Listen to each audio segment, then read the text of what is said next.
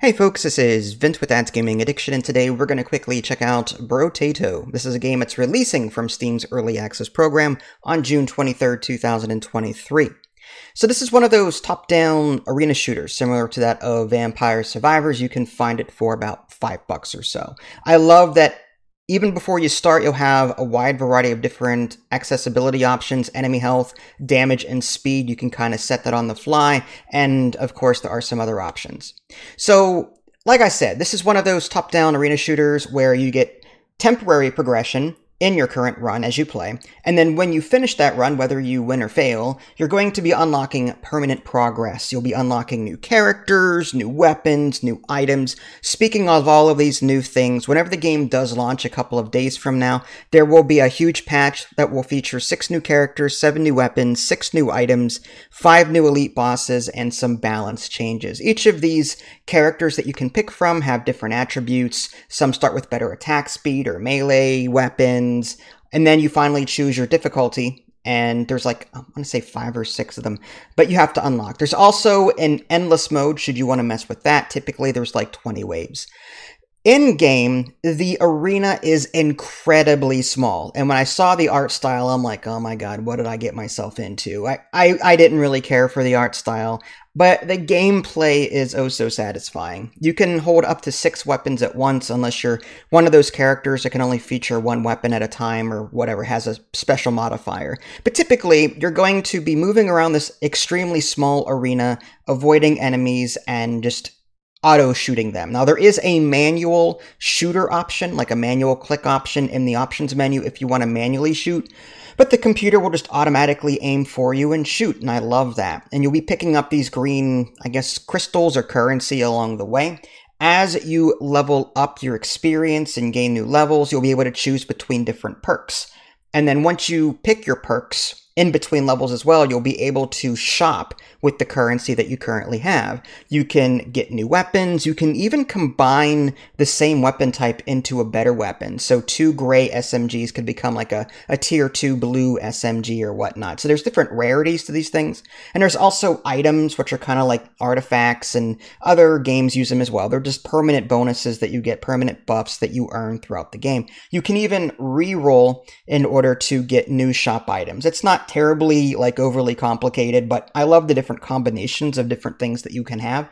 And there's even 2 tabs for your stats, primary and secondary, and there's a lot to like min-max if you're into that kind of thing.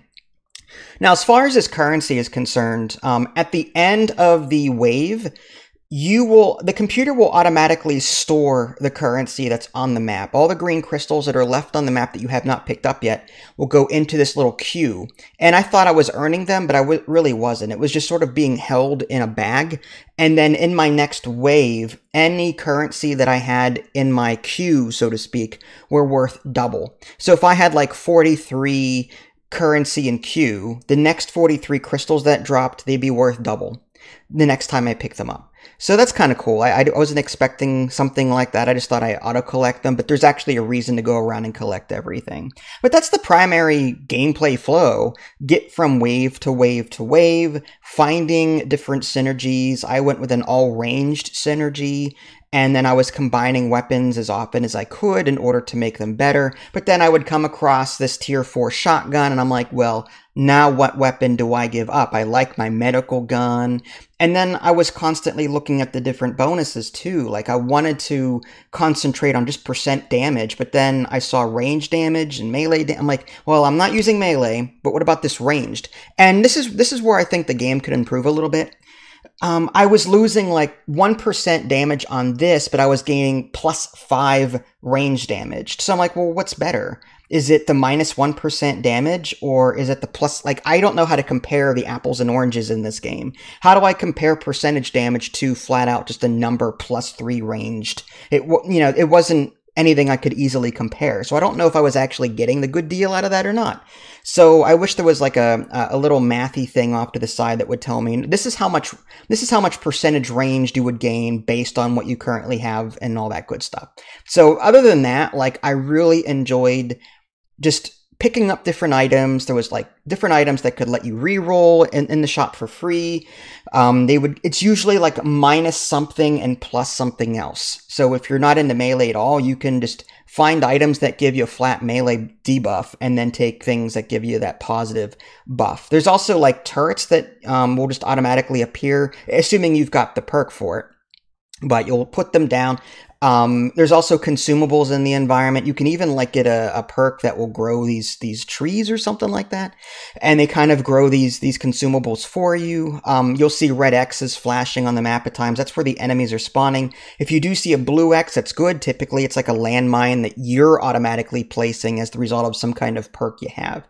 All in all, like, I didn't think I would enjoy this game as much as I did. I feel like this game is more of like one of those, I don't know, like jump into it for a little bit, then jump back out of it, and I've had my fill kind of thing. The run is 20 waves long unless you have it on endless, and it took me about 20-30 minutes to do. The waves were not terribly long. I actually spent more time reading item descriptions and trying to figure out what I wanted to take and what I wanted to synergize and what kind of stats I wanted to build than I did actually in the waves themselves.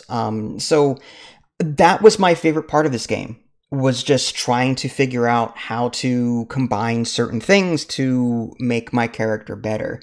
So, like, if it's not terribly complex, but there's a lot of content here. Like I said, different characters that you can unlock as you play, different items and all that as you can play. And you can also adjust in the options menu the difficulty to, I think the minimum that you can adjust it to is like enemies have 25% health, and like you can pretty much make the game a pushover if you want to, and you can still unlock progress. I love that. I love it when games go the extra mile and give the player a wide variety of different things to unlock, but don't hide it behind some absurd difficulty. Like in Aliens Fireteam Elite, there are some weapons that you can only unlock by playing on like expert or whatever. I hate games that do that. Oh no, you've got to get good if you want to unlock the best content. No, I prefer to unlock everything on the difficulty that I like.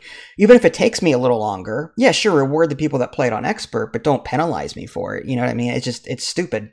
Anyway, do I recommend Brotato for $5? Yeah, just keep in mind, I mean, it's just a $5 game. It's nothing outlandish, but it's fun in little spurts. Well, that's it. This is Vince. Thanks for watching, and I will catch you all next time. Take care.